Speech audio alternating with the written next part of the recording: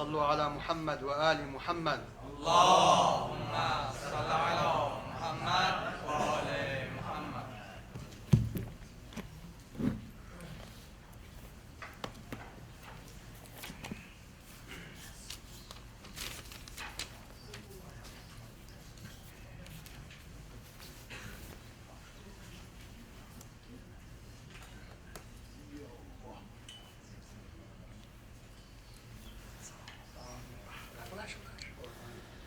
السلام عليكم ورحمة الله وبركاته. بسم الله الرحمن الرحيم. الحمد لله رب العالمين، نحمده ونسبحه ونقدسه على آلائه ونعمائه، ونشهد أن لا إله إلا الله وحده لا شريك له، إلها واحدا أحدا فردا صمدا حيا قيوما، نؤمن له بالربوبية ونقر له بالعبودية. من يهد الله فهو المهتدي ومن يضلل فلن تجد له وليا مرشدا. ونشهد أن سيدنا محمدا عبده ورسوله. اللهم صل على محمد وآل محمد. أرسله بالهدى ودين الحق ليظهره على الدين كله. اللهم صل وسلم وزد وبارك وترحم على محمد وآل محمد، كما صليت وسلمت وباركت وترحمت على إبراهيم وآل إبراهيم في العالمين إنك حميد مجيد. وصل اللهم وسلم على أوصيائه وخلفائه. عباد الله، أوصيكم ونفسي بتقوى الله عز وجل. قال الله في كتابه الحكيم: بسم الله الرحمن الرحيم. يا أيها الذين آمنوا أطيعوا الله وأطيعوا الرسول وأولي الأمر منكم، فإن تنازعتم في شيء فردوه إلى الله والرسول إن كنتم تؤمنون بالله واليوم الآخر، ذلك خير وأحسن تأويلا. صدق الله العلي العظيم. اللهم صل على محمد وآل محمد. Among the principles which govern social ethics in the Quran is the emphasis on the ummah. The Quran mentions the ummah, the nation, or the collective of believers which have responsibilities towards the group as well as towards one another. When the Quran envisions an ummah, a group of believers, a collective of believers, and speaks of the rights of the nation, the upholding the integrity of this nation, there is as much emphasis on the individual as there is on the nation. So when we talk about the group versus the individual, the rights of each party is not at conflict with one another. So the Quran envisions protecting the rights of the group as well as envisions protecting the rights of the individuals which belong to that group. And the ummah is nothing more than a collective of believers which have rights and responsibilities. And not one is above the other. Now, when the Quran speaks of the believers, the Quran tells us that there are believers in that group, but also there is leadership. And those believers are the ones that obey Allah, they obey the Messenger, and they obey those that are in authority. Ya ayyuha alladhina amanu ati'u Allah. O you who believe, obey Allah. Wa ati'u rasul. Obey the messenger of Allah. Wa ulil amri minkum. And also those who are in authority. And of course Muslims disagree amongst themselves. Well, who is in authority of this group? And does the Quran even appoint someone in authority? Does the Prophet, or did the Prophet appoint anyone in authority? And of course for the Shi'i Ithna Ashari school of thought, the Ahlul Bayt school of thought, it's clear as to who this verse refers to. Of course, it is first God, and then the messenger of God, and then those who God and the messenger appoint. And in our point of view, it is the Imams from the Ahlul Bayt alayhimus salam. And when there is no clear definition, then there is a debate as to, well, who are those that are in authority? Is it your president? Is it your king? Is it the head of the family? Or is it anybody who stands as a leader? And that is the debate that exists among the Muslims. But whether or not it is defined, we know that there is a responsibility towards someone, meaning that there is an appointed authority. The Quran clearly speaks of an appointed authority. Now, the believers within this community are described as protectors of one another. Awliya.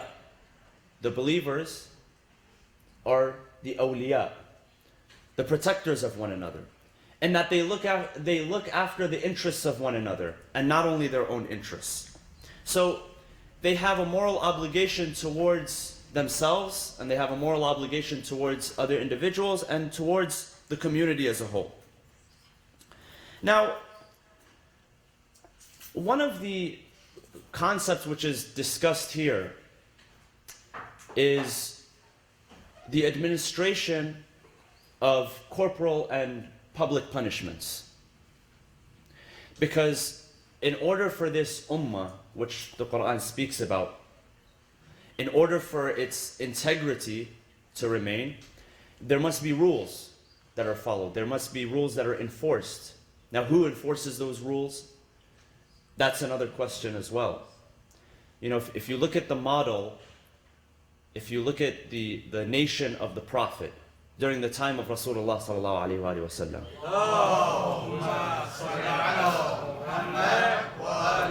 as a model, if you look at it as a model, there was no police force during that time.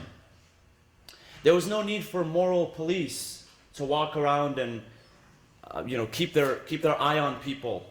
Now you go to certain countries and you have moral police who walk around with weapons sometimes and with bats. And when you hear the call to prayer, there's no more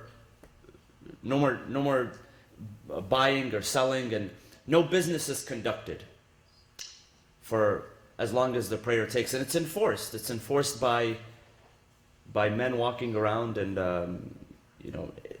actively enforcing those rules. A moral police force. Something which did not exist during the time of the Prophet. And there's a reason why it didn't exist. Now, the Prophet himself was the leader. He himself was the leader of the nation. But there was no need for a police force. Why? Because the Prophet promoted individual responsibility. And the Prophet led by example. See, when the leader does not lead by example, that's when you need a moral police force.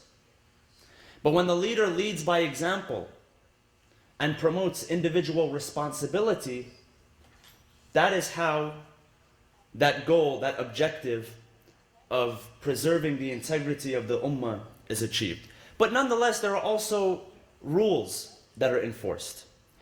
And we look at punishments today, and capital or public corporal punishments, and it's important to look behind the act of punishment and try to understand the objectives behind it. And for this ummah, there is, of course, there's spiritual integrity. There is a respect for property.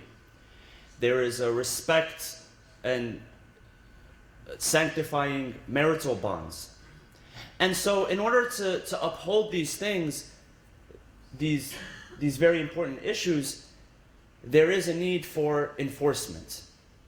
Now, mind you that there is no enforcement of punishment on private sins. Anything which is conducted in private, there's no capital punishment for it. There's an interesting story. It says that one day there was a man of authority, and he was walking around the streets, he was roaming the streets, and this was after the life of the Prophet. And so as he was roaming the streets at night, he heard music coming from one of the homes. So, he got closer to where the music was coming from, and he found the house, he found the home. So he looked over he climbed up over the wall, and he looked over, and he jumped over, and he found that the owner of the home was entertaining himself with some good drink and some music, and he had someone there entertaining him. So this man, he turned to the owner of the home.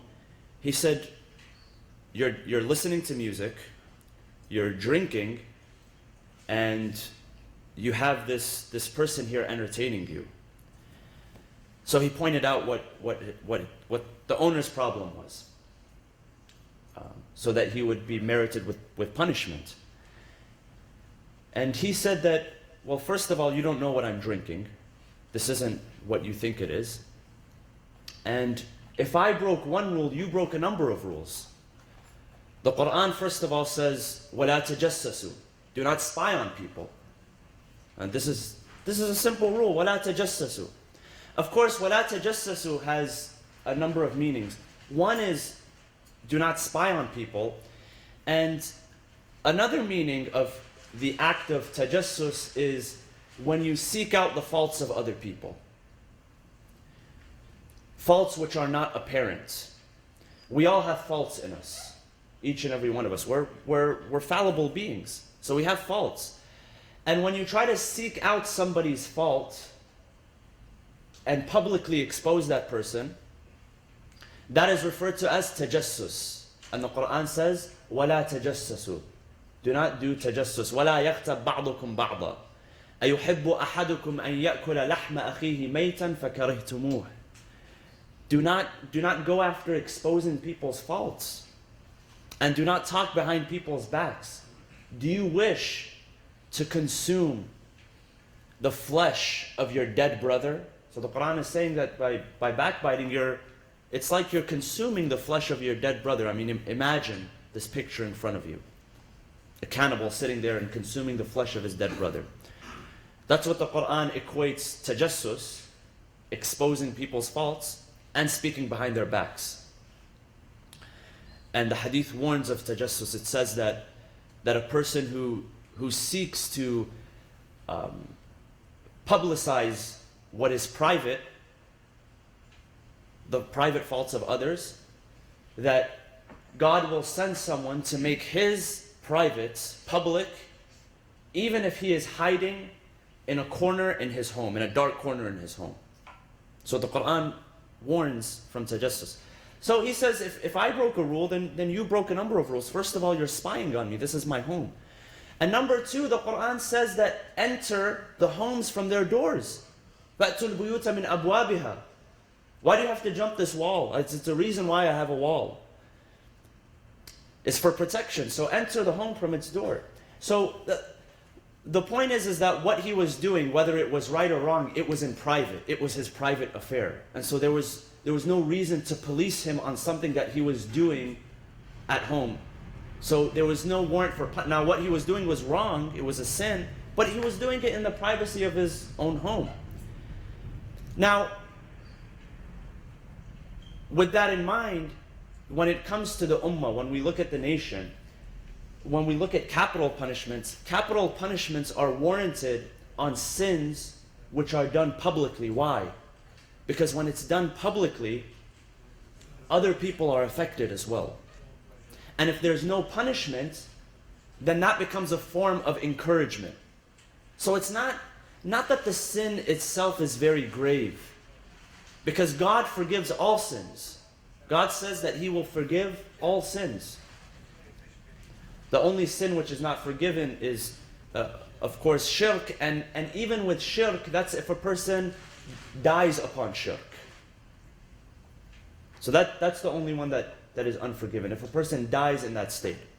Of course, a person who is conscious and knows the truth and the conditions are met.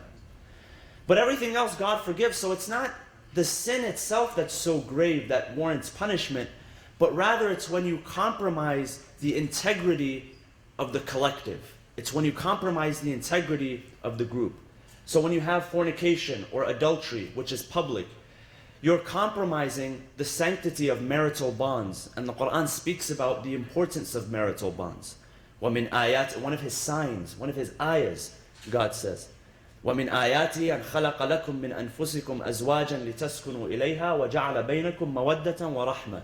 Among his signs is that he has created for you, from among you, spouses that you can find tranquility and you can harbor one another in. So that's one of God's signs. So to compromise that, the integrity of that marital bond, that in itself is a grave sin. Likewise, theft. Theft in itself is not that big of a deal. Well, it is a big deal. But what's a bigger deal is the fact that when done publicly, it compromises the integrity of personal property. And Islam has an emphasis on the protection of personal property. You have rights. In fact, there's an interesting hadith, an interesting narration, that one day a companion had sold a house to another companion. And inside of that house, there was an open area, there was a palm tree. So the seller had sold it, that piece of property with the house. He had sold everything except for the tree. And the buyer agreed. And the hadith says, "Al-mu'minuna 'inda shurutihim." So if you place it, if you're purchasing, if you're buying and selling, and you place conditions, of course, as long as those conditions are not, they don't go against the Quran, right? Or they don't go against the purpose of the sale itself. So I sell you a book on the condition that you don't read the book, or you're not allowed to read the book.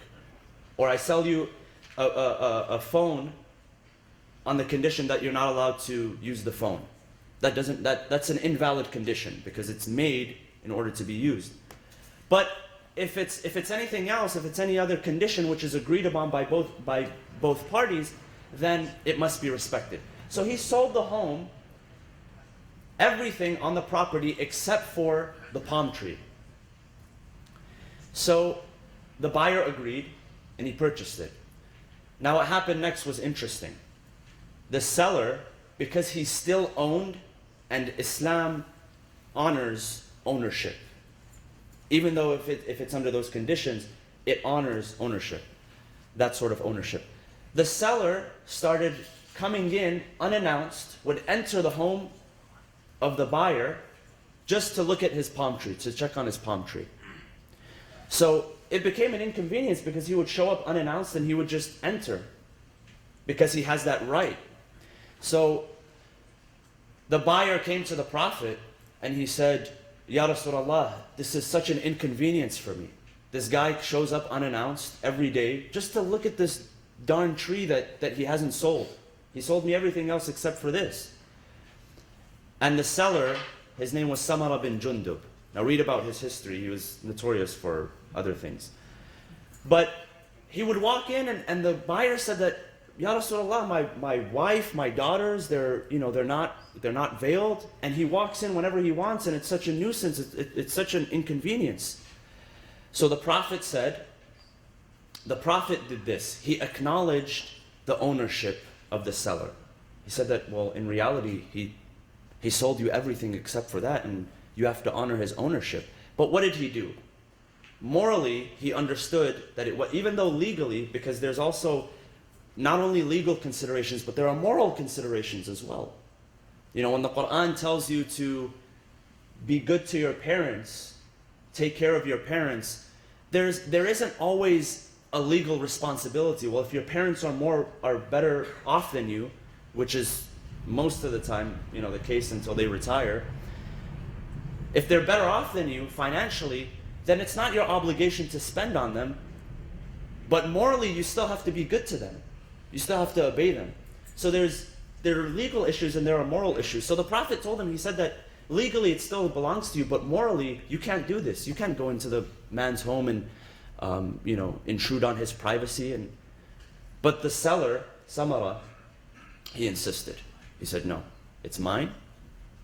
Even after the Prophet told him, even after the Prophet advised him. See, the Quran talks about the believers. It says, فَلَا وَرَبِّكَ لَا يُؤْمِنُونَ حَتَّى يُحَكِّمُوكَ فِي مَا شَجَرَ بَيْنَهُمْ ثُمَّ لَا يَجِدُوا فِي أَنفُسِهِمْ حَرَجًا مِمَّا قَضَيْتَ وَيُسَلِّمُوا تَسْلِيمًا. They will not believe.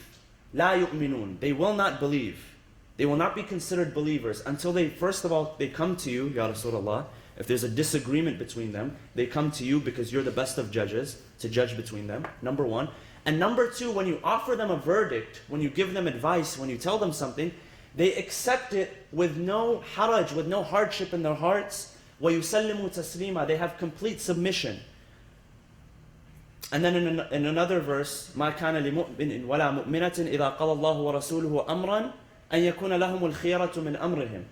That it is not the choice of a believer that if God or His Prophet ordains something, that they choose to either do it or not do it. It becomes an obligation. So even after this, the man said, no, it's still mine. I insist, it's still mine. So what did the Prophet do? The Prophet said, well, it is his right to uproot the tree and leave it outside. And that's exactly what he did. He uprooted the tree and he left it outside. So he would come and visit his uprooted tree. So there are rights to be protected, right? But then there's also this idea that, of course, you have individual rights, but your individual rights can never supersede the rights of others, except in some instances, in some cases. So there's a legal obligation, and then there's a moral obligation. And that's what Islam emphasizes on. See, Islam tells us about law, about respecting the law, and Islam has laid out for us the laws of ownership, the laws of inheritance. I mean, if you look at the laws of inheritance, for instance, the Quran in Surah An-Nisa speaks about the different portions of inheritance. There's the 1/2 and the 1/4 and the 2/3 and the 1/8, right?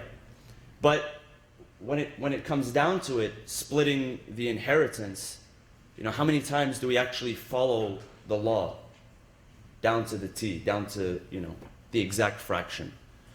Most of the time it doesn't happen. And that's why there's another option, what we call sulh, to agree upon something so that there is no conflict. Sometimes you ask for what is owed to you, but if it becomes a problem, if it becomes a big problem and families begin to split over inheritance, I've seen this happen countless times, then you be the bigger person. You be the bigger person and morally try to solve that in a different way. Likewise, in the case of two parties that disagree with one another. And that's another one of the principles of Islamic social ethics, is that maintaining the harmony of society. The Quran says that if you see two warring parties, try to establish peace between them. If you see a husband and wife who are warring with one another and they want to divorce, the Quran says, appoint a judge, one from his family and one from her family. إِن يُرِيدَ إِصْلَاحٍ يُوَفِّقِ اللَّهُ بَيْنَهُمَا. That if their true intention is islah, if their true intention is reconciliation, because sometimes the disagreement, the intention behind the disagreement and coming together is not reconciliation, but rather exploiting one another for financial gains or whatever it may be. The Quran says if you have a true intention of reconciliation, then God will reconcile between them if you do it the proper way. So there's also a proper procedure, right, for maintaining the harmony between people. Now, going back to personal responsibility and maintaining the integrity of the ummah, maintaining the integrity of marital bonds, maintaining the emphasis on personal property, maintaining the spiritual integrity. This is why we have laws in place, and this is why when laws are broken, there is punishment and there is sort of corporal and capital punishments. And that's not the objective in itself. The objective is not punishment. I mean, Rasulullah sallallahu alaihi wasallam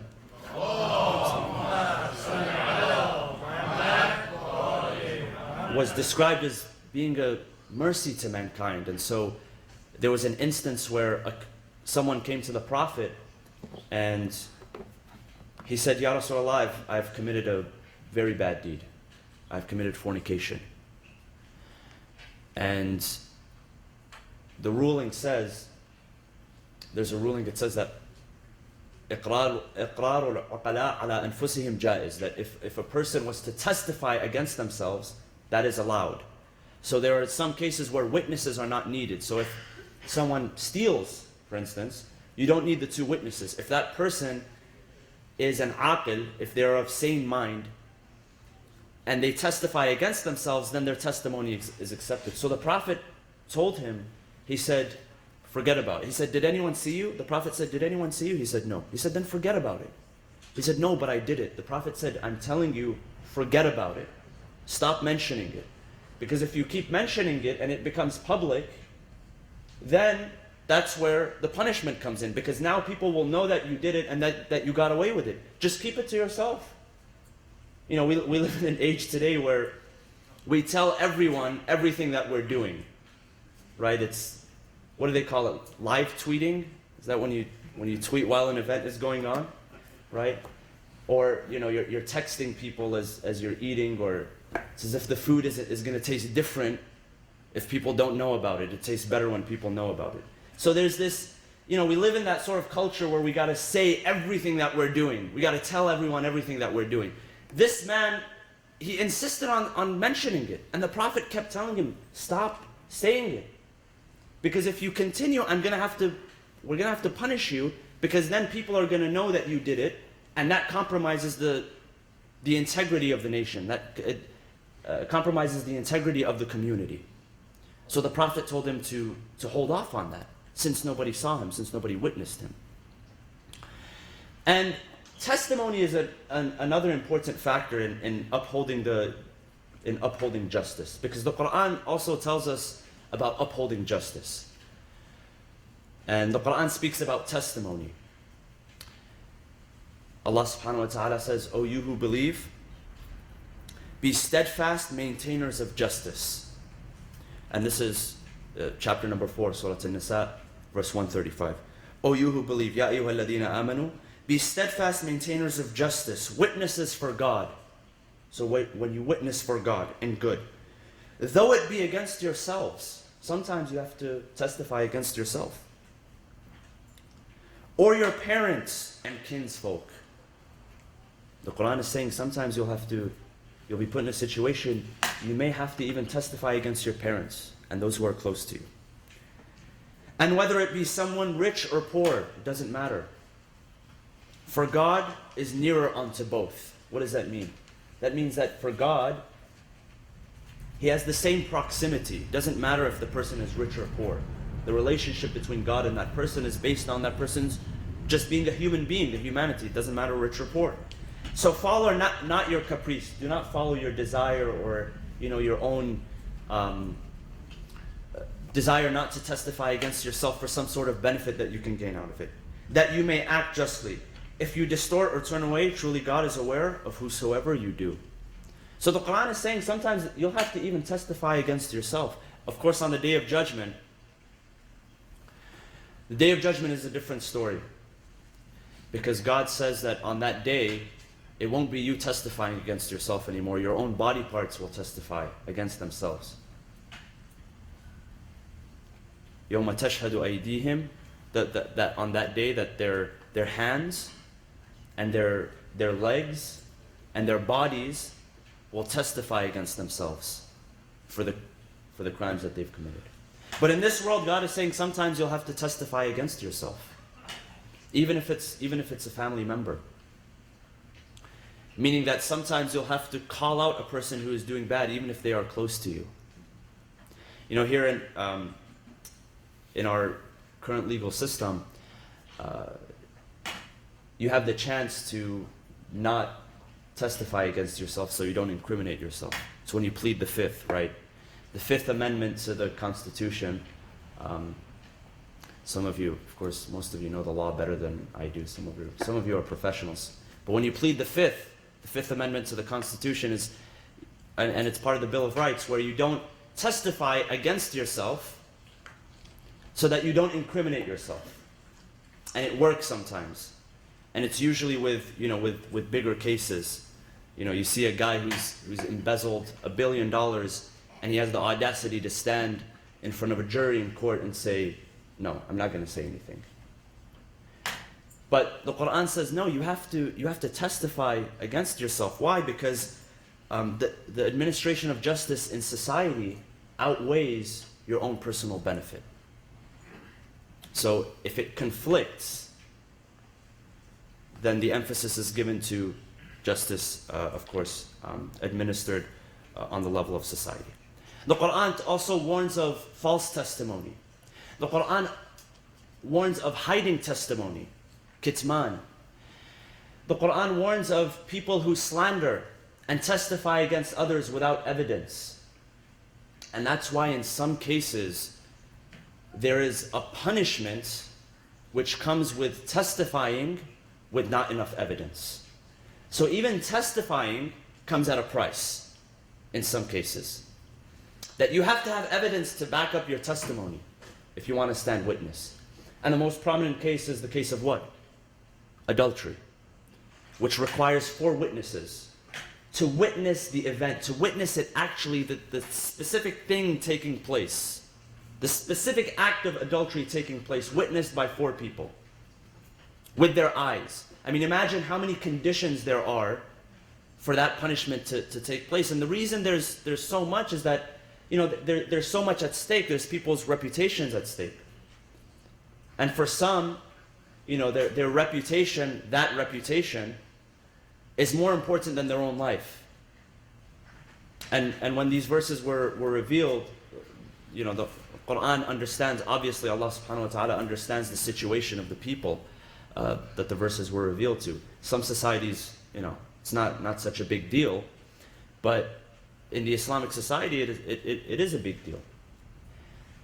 And so there is so much which is required. And if a person stands as a witness to that act, then they have to have evidence. If they don't have evidence, then they are subject to punishment.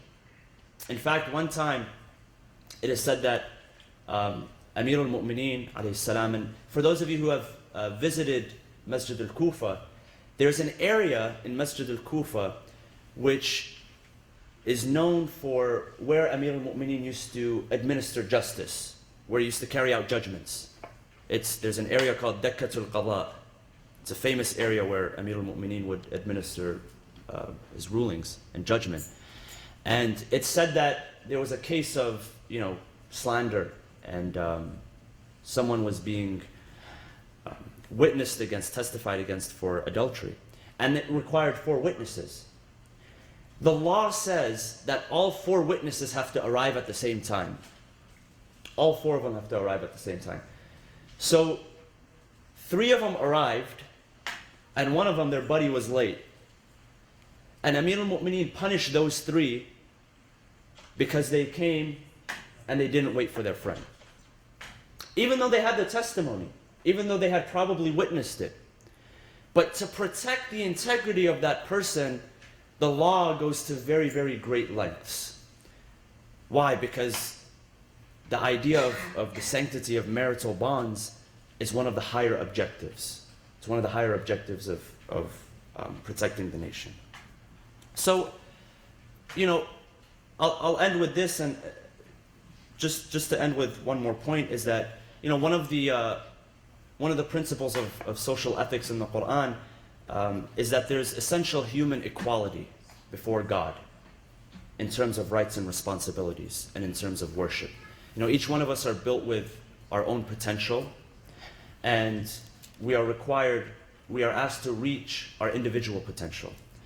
And it's not that one is favored above the other, one gender is favored above the other. In fact, the Quran says, and this is in chapter 33, Surah Al-Ahzab, verse 35, that the submitting men, إِنَّ الْمُسْلِمِينَ وَالْمُسْلِمَاتِ وَالْمُؤْمِنِينَ وَالْمُؤْمِنَاتِ, for the submitting men and submitting women, believing men and believing women, devout men and devout women, truthful men and truthful women, patient men and patient women, humble men and humble women, charitable men and charitable women, men who fast and women who fast, men who guard their private parts and women who guard their private parts, men who remember God often and women who remember God often.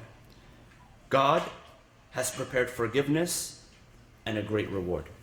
So in terms of worship, there is total parity between men and women, and that's one of the that's one of the principles that the Quran stresses upon in addressing the subject of principles of Quranic social ethics. We ask Allah subhanahu wa ta'ala to allow us to be among those who realize their full potential and to be among those who are contributing members of our community of believers. Bismillah ar-Rahman ar-Rahim. وَالْعَصْرِ إِنَّ الْإِنسَانَ لَفِي خُسْرٍ إِلَّا الَّذِينَ آمَنُوا وَعَمِلُوا الصَّالِحَاتِ وَتَوَاصَوْا بِالْحَقِّ وَتَوَاصَوْا بِالصَّبْرِ أقول قولي هذا وأستغفر الله لي ولكم.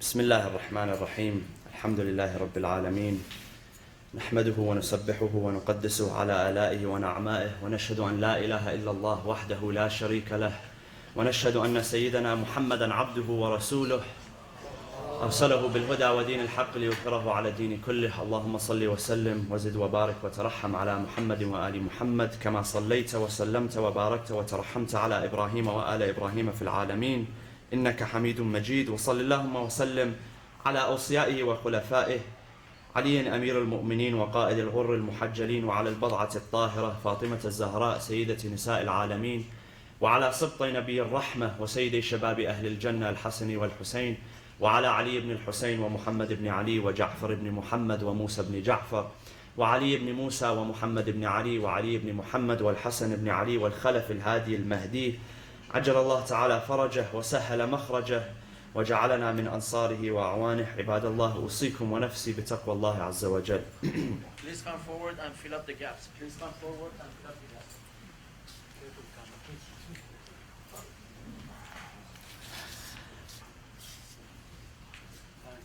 Today is the 13th of the month of Sha'ban, and in a couple of days we will be celebrating the birth of our 12th Imam, Al-Imam Al-Hujjah, Ajjal Allah Ta'ala Farajahu Al-Sharif.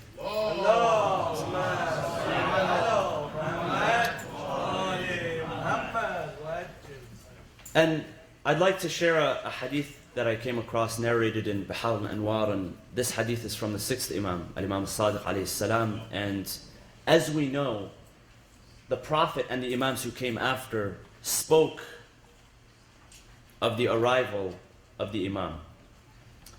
And of course, Muslims among themselves debate, and in the Ithna Ashari Ahlul Bayt school of thought, we believe in a living Imam from the descendants of the Prophet, one of the descendants of Fatima alayhi salam, and we believe in him as the 12th Imam. But regardless in what we personally believe, you know, the idea of having a Messiah exists not only in our school of thought, not only in our religion, but other religions as well. But there's a difference in our belief. We believe in a living Imam, one who is amongst us, not one who will merely appear in the future. See, there's a difference between the two. We don't believe in someone who will simply appear at the end of times, randomly. We believe in an Imam who is living amongst us. And there's a difference in responsibility when you're waiting for someone to arrive, or when you know that someone exists, when you know someone has the ability by the grace of God to watch over you and to know what you are doing.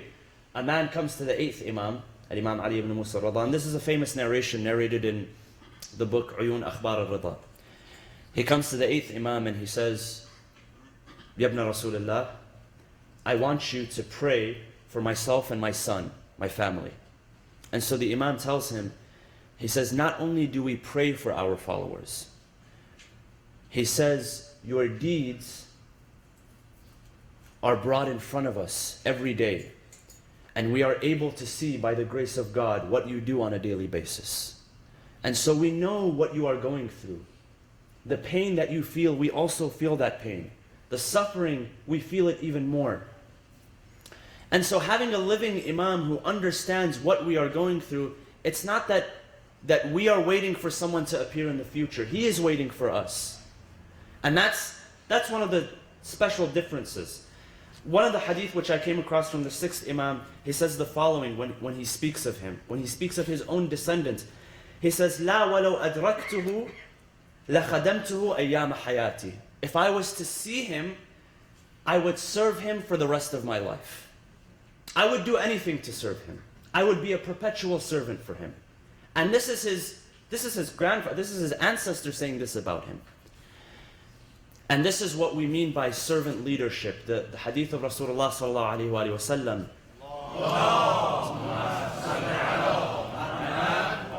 It's a famous hadith. He says, "Sayyidul qawmi khadimuhum." He says, the true master of a people, the true leader of a people is their servants, the ones that serve them. The ones that serve the people, they are the true leaders. And so how do we serve our Imam? We can serve our Imam by serving his followers. And who are his followers? Are they just the ones with the name, Ali and Hussein and Ja'far and Hadi? Or are they those who are oppressed, those who are disenfranchised? So we tend to forget when the Imam arrives, reappears, what does he do? Does he give you a gold medal just for being born in a Shi'i family? Who are his supporters? Are his supporters people who have specific names that come from certain families? Or are his supporters those who have earned the right to support him through their sincerity, through their servanthood to other people? I think those are the true people. Those are the ones that the Imam will choose. And we ask Allah subhanahu wa ta'ala to allow us to have grace upon us so that one day we will be able to witness this reappearance. And if we do not live to witness the reappearance, at least let us be among those whom, if we were alive, the Imam would choose us. Let's have that sort of attitude. See, Imam al-Sadiq alayhi salam, he knows that the 12th Imam, not even born yet. But what is the 6th Imam trying to do? He's trying to reflect an attitude. So what's important is having a good attitude, because your attitude affects your behavior. And your behavior, your actions create results. And so let's ask Allah subhanahu wa ta'ala on this very blessed day. Ramadan is only a few weeks away. And so let's try to prepare ourselves spiritually for the arrival of Ramadan. We ask Allah subhanahu wa ta'ala to be among those to bless us to be among those who witness the reappearance of our Imam, and among those who are blessed with the forgiveness and his mercy during the month of Ramadan, inshallah. Bismillah ar-Rahman ar-Rahim. اللهم اغفر للمؤمنين والمؤمنات والمسلمين والمسلمات الأحياء منهم والأموات تابع بيننا وبينهم بالخيرات إنك مجيب الدعوات إنك قاضي الحاجات إنك على كل شيء قدير برحمتك يا أرحم الراحمين وصلى الله وسلم على سيدنا محمد وعلى أهل بيته الطيبين الطاهرين.